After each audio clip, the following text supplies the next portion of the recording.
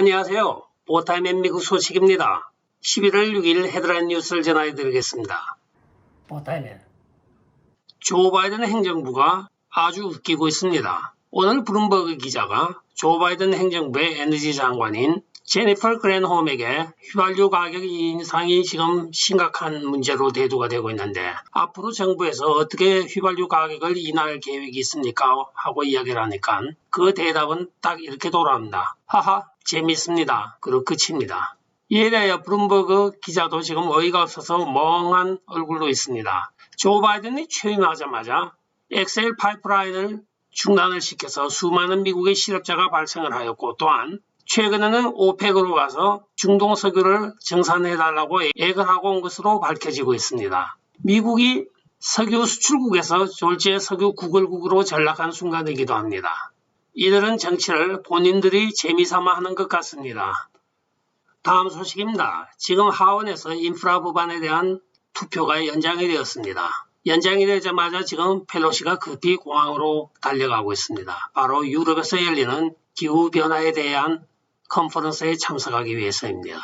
이제는 이런 극좌적인 이론을 그만둬야 될 때도 됐는데 아직까지 그 꿈에서 헤어나지 못하고 있는 민주당 안타깝기만 합니다. CRT, 기후변화 등 그들의 아젠다는 바로 극좌적인 아젠다였습니다. 펠로시가 지금 난관에 도착을 하고 있습니다. 온건파 민주당원인 의원들과 극좌적인 민주당 의원들 간에 그 조율을 해야 될 펠로시 입장에서는 어느 편도 들 수 없는 가운데 입장에서 어쩔 줄을 몰라하고 있습니다. 오늘 3조 5천억 달러에 대한 하원 통과를 예정을 하였으나 많은 약 40명에 가까운 민주당원들이 반대를 표명을 하였습니다. 여기서 공화당 의원들도 물론 반대하는 것은 당연하겠죠. 통과 자신이 없는 이 와중에서도 AOC 등 극좌 민주당원들은 자기들이 요구한 1조 5천억 달러를 다하여 4조 5천억 내지 5조 달러를 하지 않으면 자기들은 투표에 반대표를 던지겠다고 또 협박을 하였습니다. 그래야 조 바이든이 밀어붙이던 BBB 법안이라든가 인프라스트럭처 법안에 대하여 지금 자기 당 내에서 양쪽에 의하여 덫에 걸린 낸시 펠로시 아주 좋은 현상입니다. 민주당의 헬 게이트가 열린 것이죠.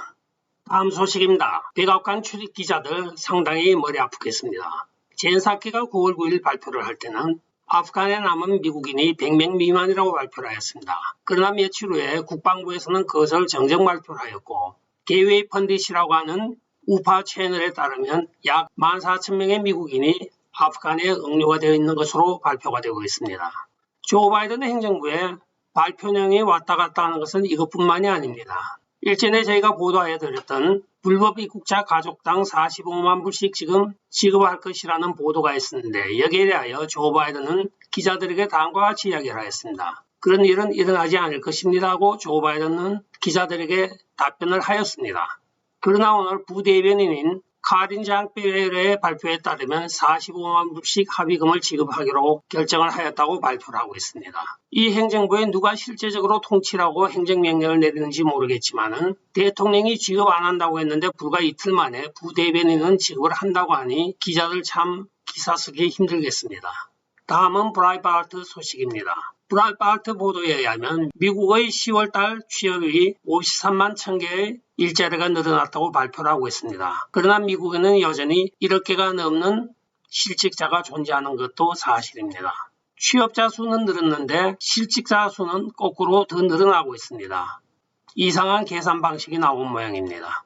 취업자가 늘면 실직자가 줄어야 되는데 취업자도 늘고 실직자도 늘고 이런 계산 방법도 있긴 있나 봅니다. 이 행정부가 발표하는 모든 수치는 우리가 항상 생각을 하고 들어야 되겠습니다. 그러나 여기에 대하여 팍스뉴스가 폭로를 하고 있습니다. 팍스뉴스는 노동부의 노동 수치를 인용하여 9월에 1억 41만 2천 명이 취업을 하지 못하고 있었고 10월에는 1억 45만 명이 취업을 하지 못하고 있다고 발표를 하였습니다. 이 미취업 노동력이 1억이 넘어선 지가 벌써 15개월째로 접어들고 있습니다. 조 바이든은 지금 최근에 물가도 잡히고 소득도 늘어나며 임금도 인상이 된다고 이야기를 하였지만 어느 것 하나 진실인 것이 없습니다. 대통령서부터 모든 관료들까지 말만 하면 전부 거짓말입니다. 도대체 통계를 믿을 수도 없고 그 말에 대한 신뢰도도 지금 바닥을 치고 있는 것입니다. 다음 소식입니다. 미 육군 의무관 소속의 현역 중령이 지금 코로나 바이러스의 위험성에 대하여 말을 하였다가 현장에서 배제가 되고 있습니다.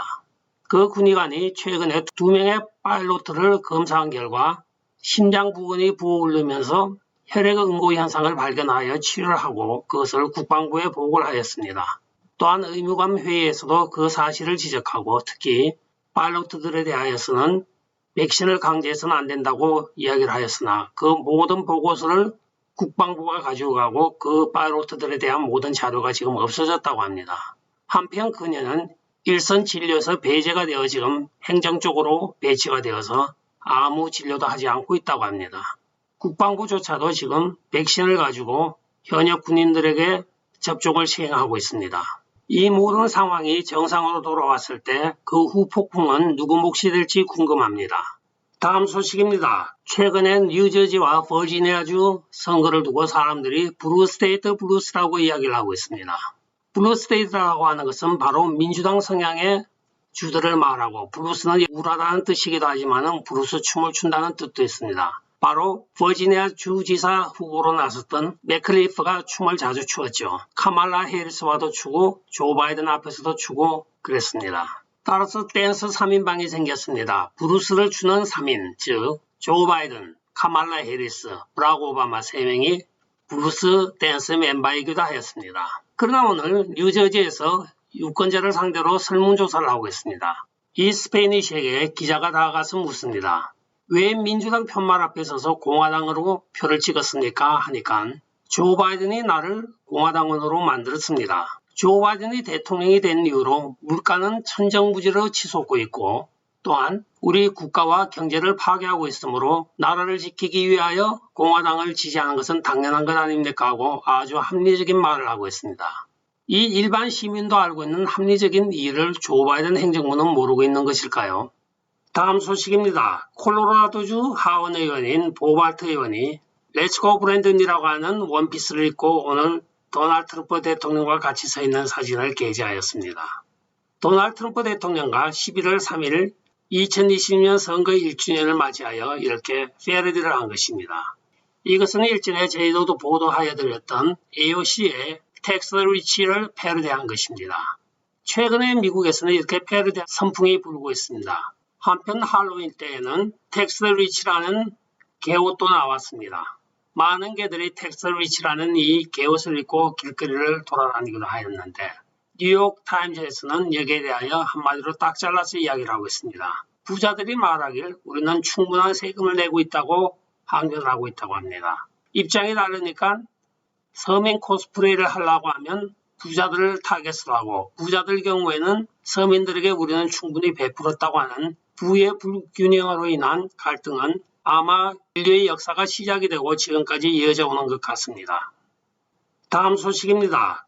2020년 대선 1주년을 맞이하여 도널드 트럼프 대통령이 카릴 레이 공화당원을 아리조나주 주지사 선거에 후보로 나가는 것에 대한 지지 성명을 발표를 하였습니다. 도널드 트럼프 대통령은 선거 투명성을 위하여 이런 카리 레이크와 같은 정통적인 공화당원이 후보로 나서야 된다고 이야기를 하고 있습니다. 카리 레이크는 실제적으로 아리조나주에 있는 텔레비전 방송국의 뉴스 진행자이기도 하면서 앵커로 일을 하여 왔습니다. 그러나 올 3월에 그 앵커직을 하차하고 도널드 트럼프 대통령 라인에 합류를 하여 내년 아리조나 주지사 선거에 나설 준비를 하고 있습니다. 2020년 대선 1주년을 맞이하여 도널드 트럼프 대통령이 지지 성명을 발표한 것은 의미가 심장한 일이기도 합니다.